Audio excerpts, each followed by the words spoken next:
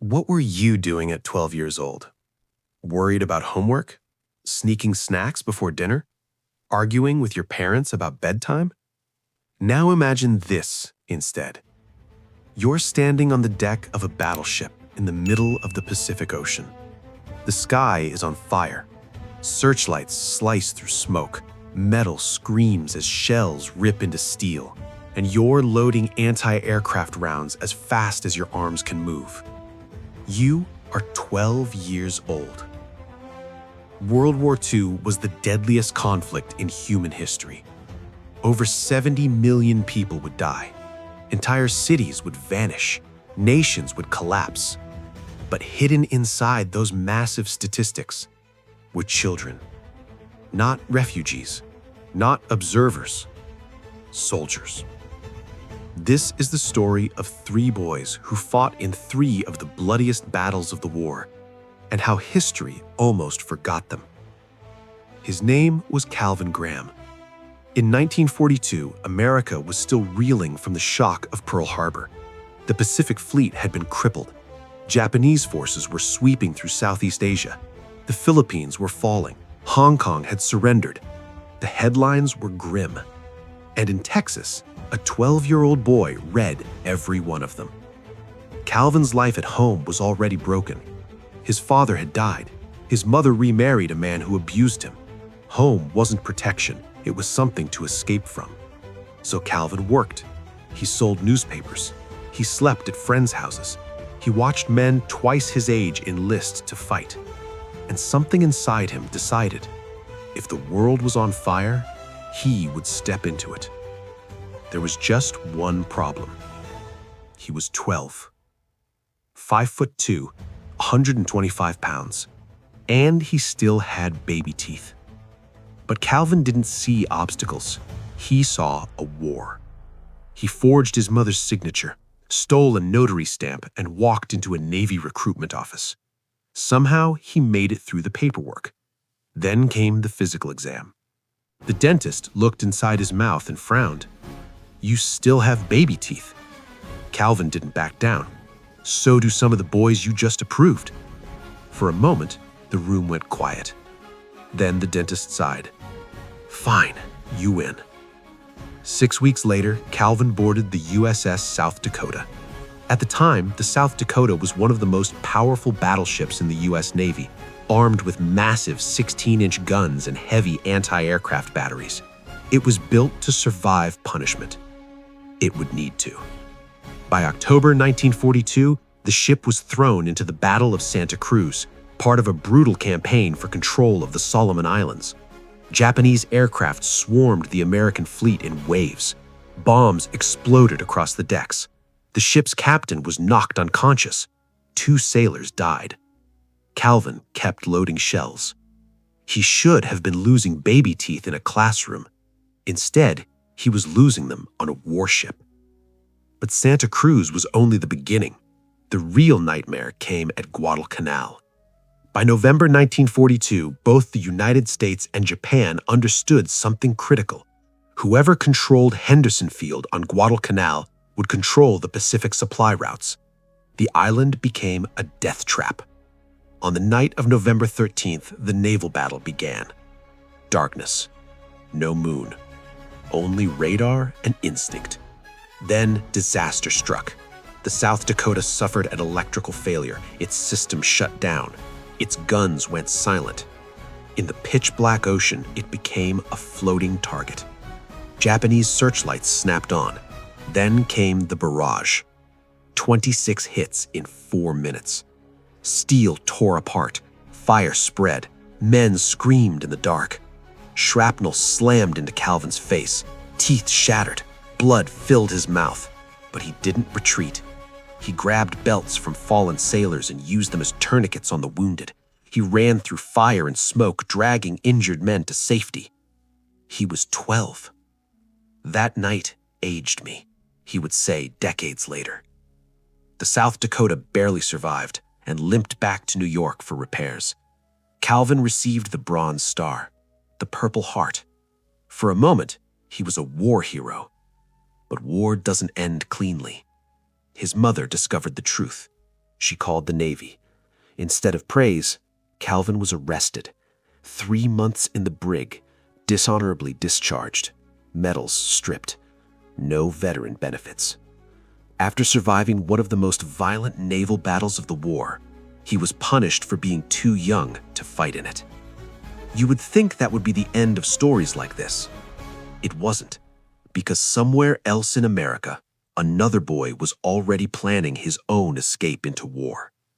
His name was Jack Lucas. After Pearl Harbor, Jack couldn't sleep. He was 14, angry, obsessed with joining the fight. He forged his mother's signature and enlisted in the Marine Corps. He was big for his age, 5'8", 180 pounds. He passed. At boot camp, he excelled. At machine gun training, he topped his class. So his commanders rewarded him. They made him an instructor. Safe. Off the front lines. Jack didn't want safe. He wanted combat. So when his unit shipped out, he snuck onto the train, then onto a transport ship. Eventually, the Marines discovered his real age and kept him stationed at Pearl Harbor. So Jack tried something reckless. He got into fights, caused chaos, hoped punishment would send him to the front. It didn't. Finally, in January 1945, he hid aboard another ship. On day 29 of being AWOL, just before being labeled a deserter, he turned himself in. He knew they wouldn't turn the ship around. He was right. He was assigned to the 1st Battalion, 26th Marines. Destination? Iwo Jima. He turned 17 5 days before the battle. Iwo Jima was not just another island. It was one of Japan's final defensive barriers before the mainland. Over 21,000 Japanese soldiers had fortified it with tunnels, bunkers, and hidden artillery. The U.S. believed pre-invasion bombing had crippled them. It hadn't. February 19, 1945. The Marines landed on black volcanic sand that swallowed their boots. At first, silence. Then hell opened. Artillery erupted from hidden positions. Machine guns cut through ranks of men. Mortars rained down. In the first 18 hours, 2,300 Americans were killed. Jack crawled forward under relentless fire. Then he saw them. 2 grenades, right beside his unit. There was no time. He yelled "grenade" and threw himself forward. He shoved one grenade deep into the sand beneath his body, pulled the second underneath him. The first exploded. The blast tore through him. His eye was dislodged, his arm shattered, his lung punctured. The second grenade never detonated. It was a dud.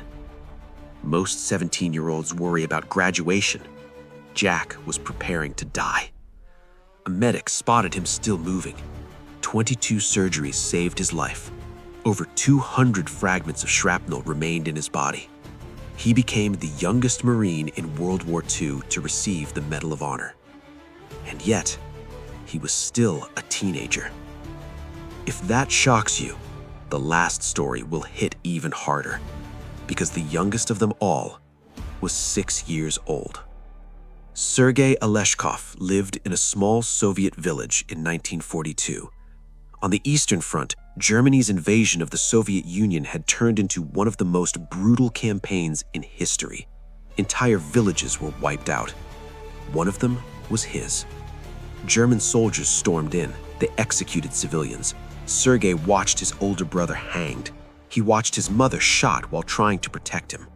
A neighbor grabbed him and pushed him into the forest. Run. He wandered alone for days, cold, starving, crying for his mother, until soldiers from the 142nd Guards Rifle Regiment found him. They wrapped him in a blanket, fed him. The unit's commander, Major Mikhail Vorobyov, formally adopted him to prevent him from being sent to an orphanage where many children were starving. They made him a tiny uniform. He became their mascot. But he became more than that. He carried messages between units, delivered mail, boosted morale. During a shelling attack near Stalingrad, his adopted father was buried under rubble. Sergey tried digging himself out alone. When he couldn't, he ran for help. They saved him. For that, he received a Combat Merit Award at 6 years old. He survived Stalingrad, one of the deadliest battles in human history. He survived artillery, air raids, a landmine explosion that killed the driver beside him, nearly drowning in a river crossing. In 1944, he was finally ordered to leave the front and attend military school. He was 8. History remembers generals. It remembers strategies. It remembers flags raised over islands and cities reclaimed. But it rarely remembers the children who carried rifles before they carried textbooks. Calvin Graham, Jack Lucas, Sergey Aleshkov. 3 boys, 3 battlefields, 3 childhoods that ended too soon. And maybe the real question isn't how they were brave enough to fight. It's how the world ever allowed them to. If stories like this matter to you, the uncomfortable ones, the forgotten ones, then you're exactly where you're supposed to be. This is FactsXplode. We don't just list facts. We uncover the human stories inside them. If you want more powerful, untold, and unbelievable moments from history, make sure you're subscribed, because the next story might be one you've never heard before.